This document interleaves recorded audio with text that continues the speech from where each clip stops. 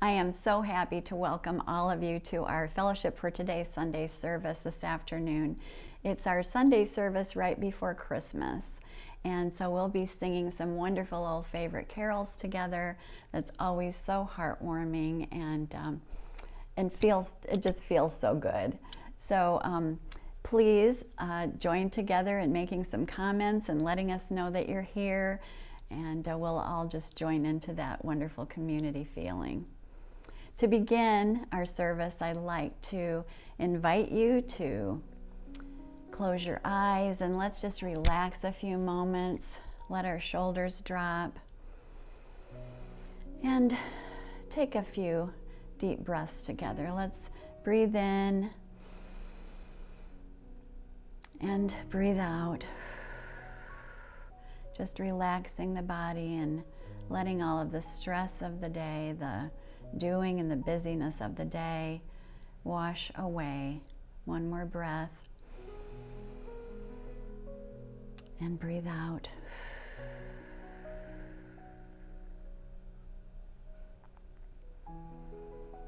And I always like to invite you to touch your heart, touch this sacred heart space so that we can keep our loving center of our being. And please place your gentle and full attention and focus on the one and only true presence, the substance of all that is, the God of your heart. This creative mind called by many names and defined by none.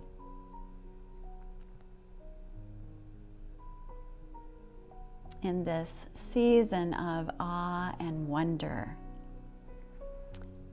so many people on the earth are celebrating peace and love. Celebrating Christmas, Hanukkah, Kwanzaa, Bodhi Day, and solstice. And we are all so grateful for this opportunity, this reminder to refocus, to reset, remembering who we truly are, one with love and filled with the power of divine love.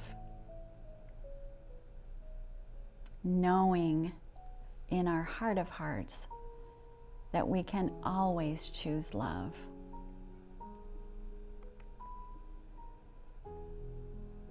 With our hearts filled with love, there is no room for fear, and forgiveness flows so easily and so naturally.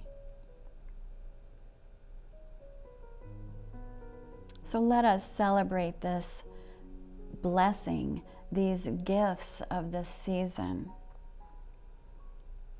embracing this time of holy darkness in stillness and peace. And let us carry hearts filled with love, peace, and joy into the brand new year rising up before us. And together we say, and so it is, and so it is. Thank you so much. Now we're going to sing together, so clear your throats and sit up straight and join Corey Williams in It Came Upon the Midnight Clear. I wish you all a Merry Christmas and Happy Holidays, and I'm so glad to be with you here at the Fellowship for this beautiful holiday service. Here's a favorite carol of many, It Came Upon the Midnight Clear. Please sing along with me if you know it.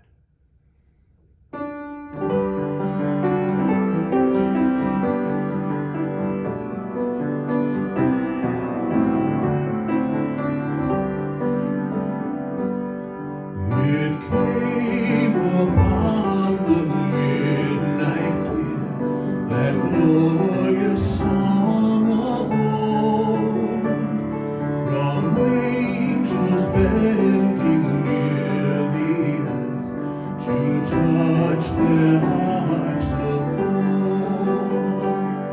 Peace on the earth, goodwill to men, from heaven's all gracious King. The world in solemn stillness lay to hear the angels sing.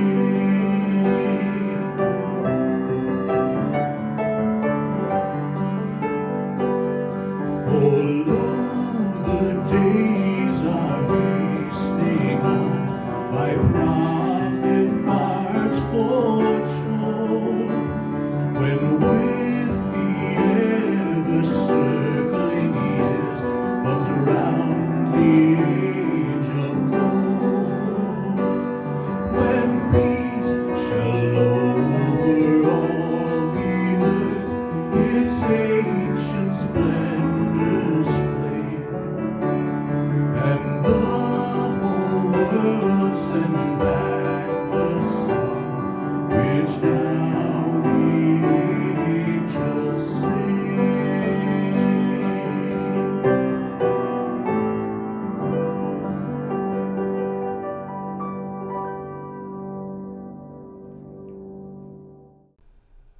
Thank you so much, Corey, for leading us in that old favorite Christmas carol. And now I'd like to ask all of you to just pause for a few moments to really bring your attention to all of the blessings and abundance in our lives. Each week we invite you to take this time, and it's just such an important thing for all of us to remember as we can get off on all of these I wish I had this, or I wish this was this way. When we bring ourselves back to remembering just all of the blessings that we do have, we really can open our hearts in love. We're so grateful to all of you for your generosity and your contributions to the fellowship, and for all of your uplifting support of each other. So important in this challenging time that we're navigating our way through. So let's just bring our minds and hearts to our tithes and offerings and read the blessing up on the screen together. The light of divine love shines eternally, blessing and multiplying our tithes and offerings. I joyously give, knowing I always have enough to share and to spare. Thank you again for your generosity. And when I think of a special Christmas service, I think of our Reverend Beth Monteith, our fellowship minister emeritus, and asking her to bring some of her wisdom to our service today. And so I'm really happy to be able to introduce her this afternoon as our speaker.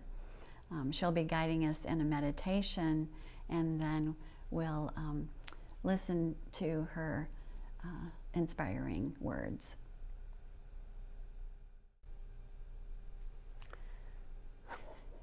Hello, friends. Please join me in a brief prayer.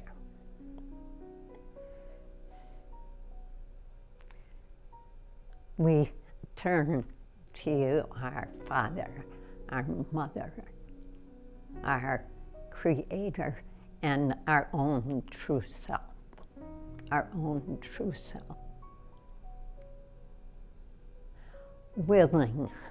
to relax in your presence, in your love, in your wisdom. We give thanks for this beautiful season, this time of year when we reach out in love to others. It is our prayer that we stay conscious of your presence with us and of your love guiding us. And so it is. Amen.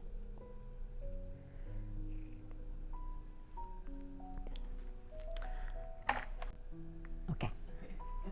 I'd like to talk to you today a bit about the winter solstice. I noticed in the last few days that I had some sort of awareness that was behind my consciousness. And I started doing some research and realized we're at a very significant time in the Earth and this northern hemisphere. And so I started doing a little research. And I'd like to read to you a bit of what I discovered. The winter solstice 2020 in the northern hemisphere will be at 5:02 a.m. Eastern Standard Time on Monday, December 21st, marking not only the first day of winter, but the beginning of the sun's return. Every day thereafter, we will experience a bit more daylight until in summer that daylight is full-blown. Now, there's a reason to be happy, isn't it? The energy of winter is that of going within. It is the fruitful darkness of silence from which our soul's yearning and new inspirations can eventually emerge. As we consciously link our awareness to nature's cycles, our understanding of our own personal growth cycles began to deepen. By allowing ourselves to feel our emotions and experience our own darkness, the darkness itself can become the spiritual cradle into which our inner light and new life is born. Allow your feelings to guide you, because your feelings are your truth. And I just want to mention an aside right there that I was feeling this sort of restless, not quite pain, but a little something.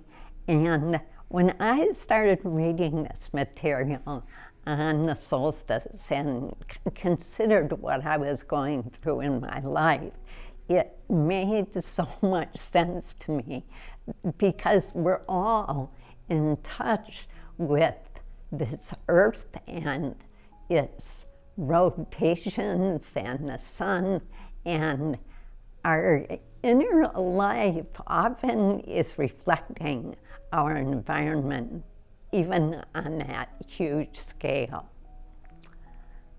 Winter solstice is one of the most powerful points of the year, as the axis of the Earth pauses, shifts, and moves in the opposite direction. Now just think about that for a minute. The axis of the Earth pauses, shifts, and moves in the opposite direction. For 3 days around the solstice points, we experience the power of the standstill point and the shift of direction. The sun standing still is a powerful metaphor for the energy available to us to change the direction of our lives with intention and build on this energy as we enter the new year. Well, I have never really thought of it like that before. And as I was doing this research and also recognizing what I was going through personally, I am thrilled to recognize that on a level that is below our awareness, we are in touch with what's happening on the earth plane, and it is affecting us. So I just had 2 more little points for all of us regarding our winter solstice. First is embracing love, help, and compassion. That this is a time when many people we know are challenged by the experiences they're facing and the experiences of this earth. So for us to be particularly aware of the importance of extending love, help, and compassion to others will be most wonderful for people. Some things that may have in the past caused us to be a bit judgmental instead can cause our compassion side to be heightened and our willingness to overlook or to understand or to forgive being more significant. And I'd like to now read a quote that we have written on the wall in our dining room that is just a good reminder of this. And it says, it's a quote from A Course in Miracles. Every loving thought is true.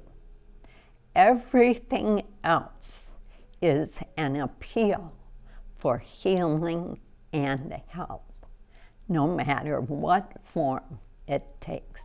Every loving thought is true, and everything else is an appeal for healing and help. Well, that lets us forgive, doesn't it? And allows us to overlook or to extend healing and help rather than judgment. So my third point and final point today is to be truly good to yourself. Truly good to yourself. And I suggest writing yourself a love letter. A letter of compassion and understanding. A wonderful one that you'll be willing and want to read again. And if you can, write that out. Whisper those words of forgiveness and compassion and encouragement to yourself. If you are in a place of pain, that's what you'd most like. So in conclusion, may this solstice be the most significant of your life because of your heightened awareness of its power and its importance in your physical life and in your spiritual development. Thank you. All right, this next song is another favorite carol, written by Henry Longfellow from his poem, written during the Civil War, which was a time of division and horrible unrest in our country, of course. And this was written as a prayer of peace on earth and goodwill to men. Please sing with me.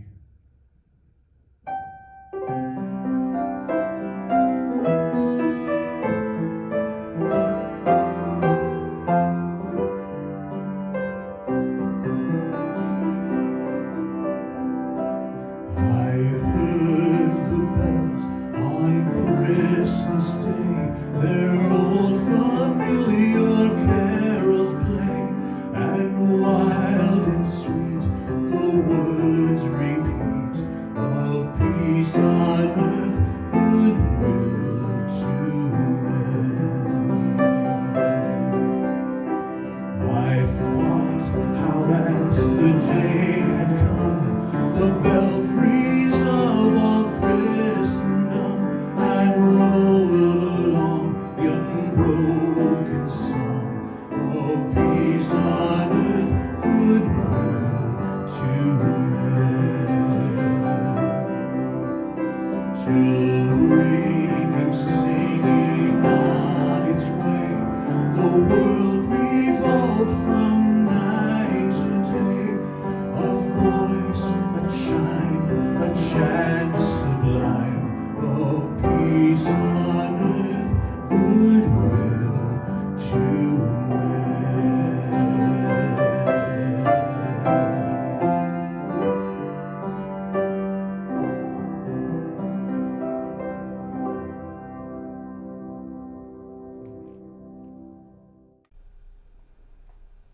Thank you so much, everyone who has participated in this service this afternoon. It was really, really beautiful and very, very touching. And thanks to all of you for joining us this afternoon. This is one of the times of year that it's especially wonderful for us to all come together and join together in community. And so I'm so grateful that so many of you came to join the live stream this afternoon. Thank you to Corey Williams for his beautiful voice and beautiful piano playing. He just guides us so easily through these wonderful songs. And thank you, Reverend Beth Monteith, for those very wise words and something that we all can think about.